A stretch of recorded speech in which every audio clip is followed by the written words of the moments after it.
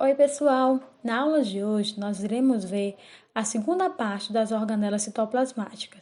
A primeira parte nós vimos através do Google Meet, da aula online. Quem tiver dúvida, entra lá no Google Sala de Aula e baixa o slide que eu deixei disponível.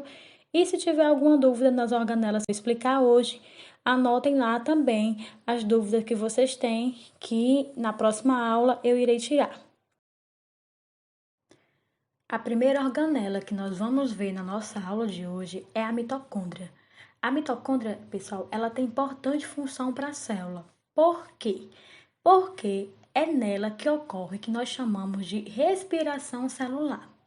Essa respiração celular nada mais é do que a produção de energia para a célula, A produção de energia em forma de ATP. Então, a nossa moeda energética, ou seja, a moeda energética da célula é o ATP, adenosina trifosfato.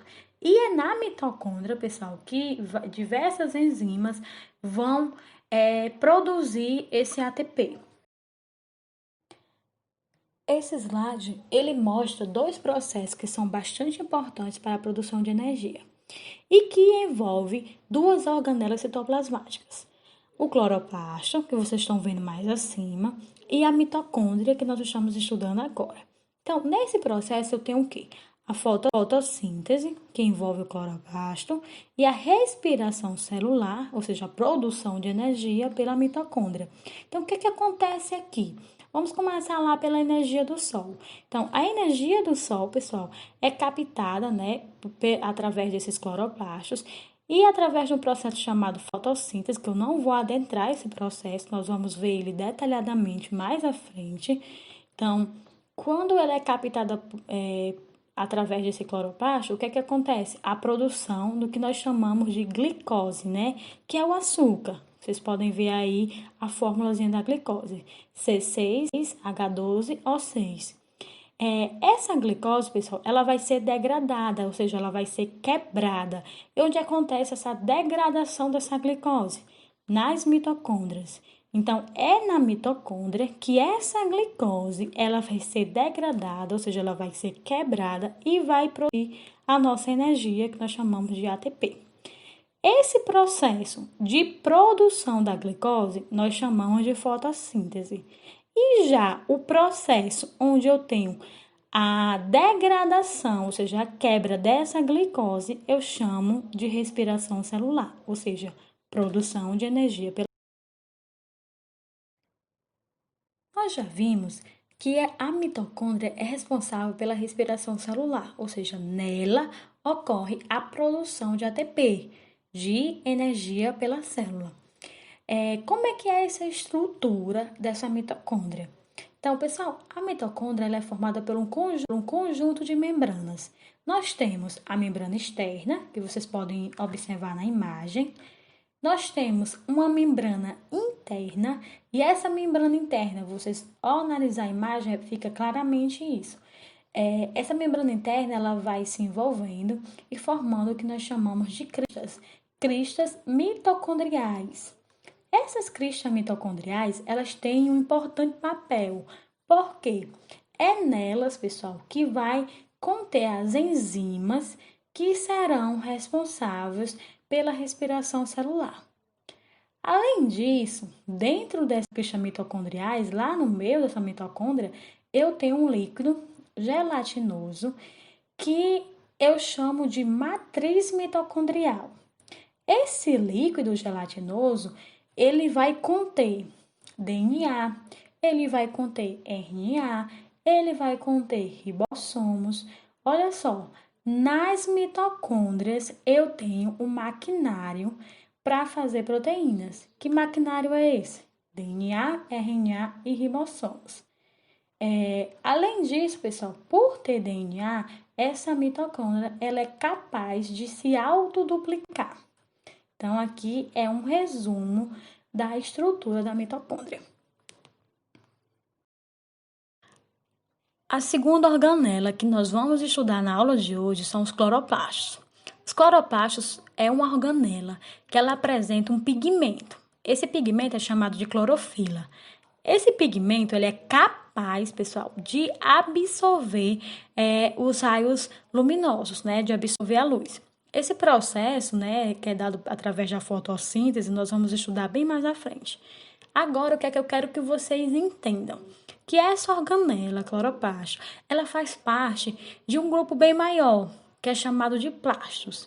Esse grupo, pessoal, eles vão estar presentes nas células das plantas, das algas e vão estar ausentes, por exemplo, nas células animais, nos fungos, nos procariontes. Esses plastos, eles vão ser subdivididos em três. O primeiro é o leucoplasto. Esse leucoplasto, ele não tem pigmento, ou seja, não tem clorofila. Esse leucoplasto, a função dele é o quê? Estocar, acumular. Ele estoca amido, que é a reserva energética dos vegetais, proteínas e, em alguns casos, óleos. Um exemplo desse leucoplasto, a batata doce, que estoca amido. A cenoura é um exemplo também desse leucoplasto. E o outro tipo é o cromoplasto. Esse cromoplasto, o próprio nome já diz aí na imagem, ele é responsável pela cor das frutas, dos legumes. Esse cromoplasto, pessoal, ele surge através do cloroplasto. Ou seja, ele perdeu o pigmento clorofila e ele tem um pigmento que é chamado carotenoide.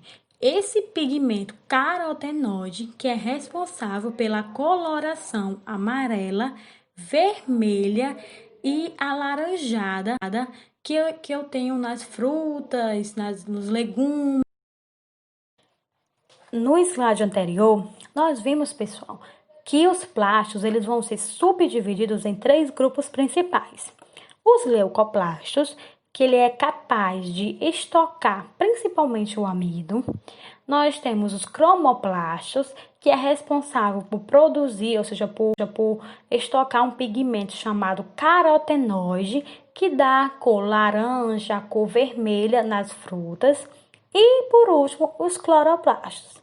E é essa organela que nós vamos estudar a partir de agora. Então, esses cloroplastos, nele ocorre o que nós chamamos de fotossíntese, que nada mais é, pessoal, do que um processo onde há a produção de glicose. A gente já viu isso lá no outro slide passado. Esse cloroplasto, a estrutura dele também é através de algumas membranas. Nós temos uma membrana externa e nós temos uma membrana interna. Nessa membrana interna, pessoal, nós temos lá dentro, vocês podem olhar essa imagem, formando como se fossem moedinhas. Essas moedinhas eu chamo de tilacoides.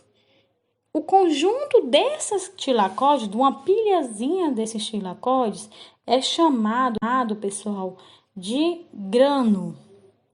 E o conjunto de todos os granozinhos, ou seja, de todas as pilhazinhas, é chamado de grana.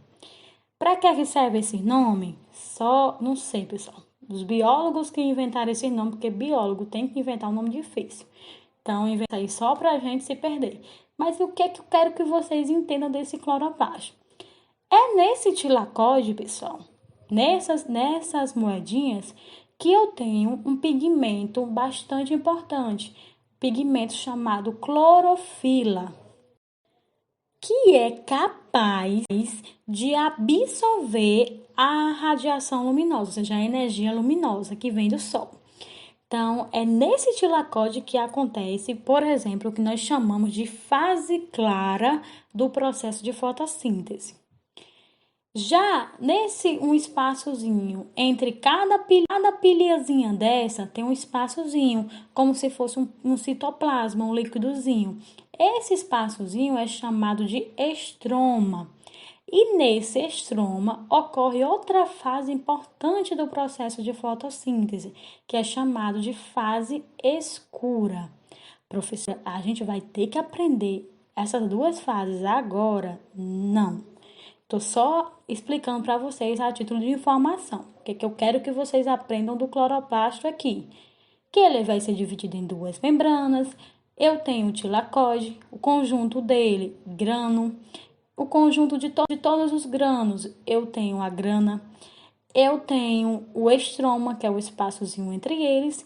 E a função desse cloroplasto é produzir a clorofila, ou seja, é acumular esse pigmento chamado clorofila, que absorve a energia luminosa no processo que nós chamamos de fotossíntese. A terceira organela que nós vamos estudar na aula de hoje é chamada de vacúolo. Esses vacúolos eles vão estar presentes nas células vegetais das plantas e também em alguns protozoários. Quando a gente observa, pessoal, a imagem do slide, nós vamos ver que boa parte, ou seja, grande parte do volume celular, ele é composto, ou seja, ele é dado por uma única organela. Essa organela é chamada de vacúolo. E qual é a função dela? Eu costumo dizer que esse vacúolo ele funciona como um depósito onde ele armazena substâncias. Que substâncias são essas? Nós temos aí armazenado nesse vacúolo pigmentos importantes para a célula vegetal, por exemplo, um pigmento que dá a coloração de uma pétala, de uma sépala, pode estar armazenado aí nesse vacúolo. Ele pode armazenar substâncias que são nocivas para os herbívoros, ou seja, os animais que se alimentam de plantas, e também armazena enzimas que fazem a digestão celular. Esse slide, pessoal, ele mostra a função desse vacúolo, dessa organela, nos protozoários, chamados de paramécios. Esses protozoários nós vamos estudar detalhadamente no segundo ano. Mas agora o que é que eu quero que vocês entendam? Qual é a função dessa organela para eles, certo? Então, qual é a função dela? Eliminar o excesso de água que entra nesse organismo. Como assim? Esse paramécio, ele é colocado em uma água doce. E como ele está em água doce, dentro dele ele tem maior quantidade de soluto do que fora dele, que a água é doce, entendeu? Então, dentro dele eu digo que ele é hipertônico, fora dele é hipotônico. Então, a tendência, nós vimos isso no bimestre passado, que a tendência da água é entrar de onde para onde tem mais soluto. Então, a água ela vai sair do local onde tem menos soluto para ela ir para o local que tem mais soluto. Dessa forma, vai começar a entrar água dentro desse organismo. Vai entrando água, vai entrando água. Se não tiver nenhuma estrutura que coloque essa água para fora, esse organismo ele vai explodir. E qual é a estrutura que vai colocar essa água para fora, pessoal? É o vacúolo, que nós chamamos aqui de vacúolo pulsátil ou contrátil, que tem justamente a função de eliminar o excesso de água que entra por osmose. Pessoal, eu trouxe esse slide a título de informação para vocês.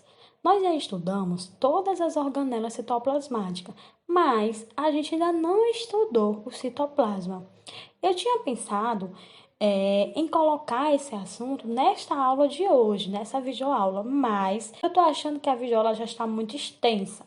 Então, o que é que eu vou fazer? Eu quero que vocês leiam lá no livro didático de vocês sobre citoplasma, na página 87. Se vocês tiverem alguma dúvida sobre isso, na próxima aula online que a gente tiver, através do Google Meet, vocês vão trazer essas dúvidas e a gente vai comentar. Nessa aula também, no começo da aula, eu vou dar uma explanação geral sobre esse citoplasma. Mas eu trouxe esse slide que ele tem um resumo sobre ele. Nós sabemos que o citoplasma é um gel e esse gel ele vai onde as organelas vão estar mergulhadas nele. Aí vai ter a função dele, aí tem detalhadamente isso. E também nele nós temos o citoesqueleto, que vai dar essa sustentação para a célula, né? Então, tem todos os movimentos que esse citoplasma pode fazer, enfim. Eu quero que vocês deem uma lida. Se tiver alguma dúvida, vocês podem entrar em contato comigo pelo WhatsApp ou na próxima aula a gente dá uma explanação geral sobre isso. E chegamos ao fim da nossa aula de hoje. Se vocês tiverem alguma dúvida sobre o assunto que foi abordado durante a aula, vocês anotem as dúvidas no seu caderno e na próxima aula online vocês tiram essas dúvidas, tá bom? Então, pessoal, fiquem com Deus. Beijo grande.